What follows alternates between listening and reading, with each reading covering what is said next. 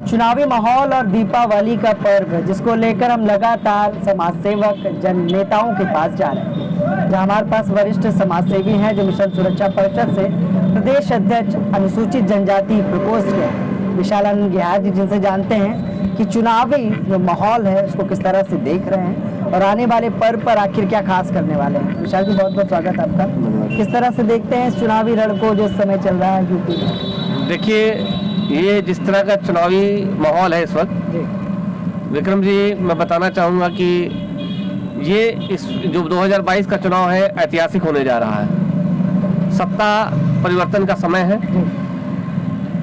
हमारी जनता इस वक्त तत्कालिक सत्ता से बहुत परेशान है। न सिर्फ परेशान है, वो द्वेलित भी है, लेकिन साइलेंट मोड में है। आप कभी चैनलों पे उसको सरकार का विरोध करते हुए खुलेआम किसी आम आदमी को नहीं देखेंगे। राजनीतिक परचमों पे तो हम विरोध कर लेते हैं, सामाजिक परिवर्तनों पे प्लेटफॉर्म पे भी विरोध कर लेते हैं, लेकिन किसी आम आदमी को जल्दी विरोध करते नहीं देखेंगे, क्योंकि वो डरा सहमा हुआ है कि अगर मैं इसका विरोध करूँगा तो मेरे पास कानूनी कार्रवाई हो जाएगी, मुझे सरकार फंसा देगी। लेकिन ये साइलेंट जनता है और इस वक्त सत्ता परिवर्तन के लिए तैयार बैठी हुई है। हो सकता है दिवाली के बाद आपको इस तरह की शुभकामनाएं मिलेंगी कि जल्दी सत्ता परिवर्तन होगा। और जिस तरह से त्राहिमाम की गूंज हो है चारों तरफ से। एक समय था जब हमारे भारतवर्ष में सनातनी धर्म की कुछ प्रथाएं थी, जिसमें चर्चित कथाओं में सुना जाता था कि जब जब हमारे आम आदमी के ऊपर प्रकोप होता था तो लोग त्राहिमाम करके भगवान को बुलाते थे। इस वक्त जनता उसी प्रकार त्राहिमाम कर रही है। मैं ये नहीं कहता कि हमारी सरकार राक्षसों की सरकार है, लेकिन इनका शासन राक्षसी शासन से कम भी नहीं है। तो चुनावी माहौल में दिवाली के पर्व पर मैं सर्वप्रथम तो अपने देशवासियों को हार्दिक शुभकामनाएं देता हूं कि आप दिवाली के इस पर्व को बहुत सौहार्द से, सांप्रदायिक भावनाओं से उद्वेलित न होते हुए मनाएं और हमारे माननीय सर्वोच्च न्यायालय के दिशा निर्देशों का पालन करते हुए इको फ्रेंडली तरीके से मनाएं, ताकि पॉल्यूशन को भी बचाया जा सके, प्रदूषण से मुक्त रहा जा सके। और चुनावी माहौल है तो धार्मिक पॉल्यूशन से भी बचिए, हिंदू और मुस्लिम करने से बचिए, जातिवाद से बचिए। बस इस बात का ध्यान रखिए कि सरकार हमारी होनी चाहिए और विकास की होनी चाहिए। चलिए, आखिरी सवाल, बड़ा अच्छा आपने संदेश दिया।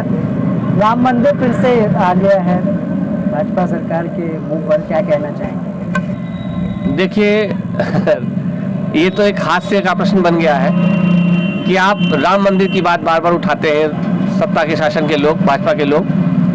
भगवान राम को किसी मंदिर की आवश्यकता नहीं। जब हमारे भगवान हनुमान सीने में भगवान राम को लेकर चल सकते हैं, तो राम भक्तों को उसकी सिर्फ मंदिर की आवश्यकता नहीं।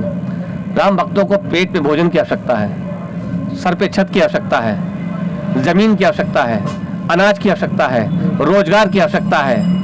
इन सब आवश्यकताओं को ध्यान में रखते हुए भगवान राम भी अगर आज होते तो कहते कि जिस प्रकार शासन में सत्ता चल रही है, ये राम राज्य नहीं हो सकता, ये राम राज्य की कथा नहीं हो सकती, ये राम राज्य नहीं हो सकता।